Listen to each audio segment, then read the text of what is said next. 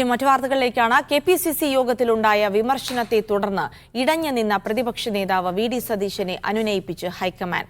വിമർശനം ചോർത്തി നൽകിയവർക്കെതിരെ മുഖം നോക്കാതെ നടപടിയെടുക്കുമെന്ന് സംഘടനാ ചുമതലയുള്ള AICC general secretary KC Venugopal പരസ്യമായി പ്രഖ്യാപിച്ചു.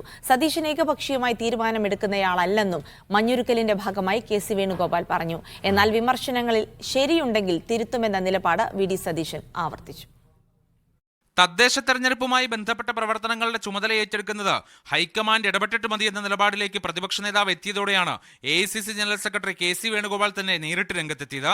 പ്രശ്നം പരിഹരിക്കാനും VD സതീശനെ തണുപ്പിക്കാനും വാർത്ത ചോർത്തി നൽകിയവർക്കെതിരെ നടപടിയെന്നായിരുന്നു ആദ്യ പ്രതികരണം. മാധ്യമങ്ങൾക്ക് വാർത്ത ചോർത്തി കൊടുക്കുന്ന ചില സംഭവങ്ങൾ ഞാൻ കഴിഞ്ഞ ദിവസം കോട്ടയത്ത് വെച്ചും പറഞ്ഞതാണ്.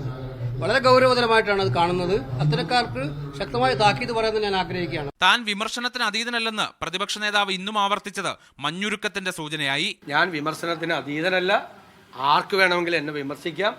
എന്റെ ഭാഗത്ത് തെറ്റുണ്ടെങ്കിൽ ഞാൻ തിരുത്തും, അല്ലെങ്കിൽ അവരെ പറഞ്ഞ് ബോധ്യപ്പെടുത്തും. ഇതിനിടെ തർക്കം തദ്ദേശ തെരഞ്ഞെടുപ്പിനെ ബാധിക്കരുതെന്ന മുന്നറിയിപ്പുമായി മുതിർന്ന നേതാക്കളും രംഗത്തെത്തി.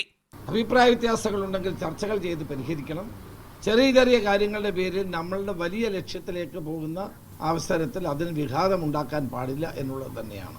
ഓരോ തെരഞ്ഞെടുപ്പിലും ഞങ്ങൾക്ക് വേണ്ടി പ്രവർത്തിക്കുന്ന പാവപ്പെട്ട പാർട്ടി പ്രവർത്തകർക്ക് ഒരവസരം കിട്ടുമ്പോൾ അതൊരിക്കലും ഇല്ലാതാവരുത്.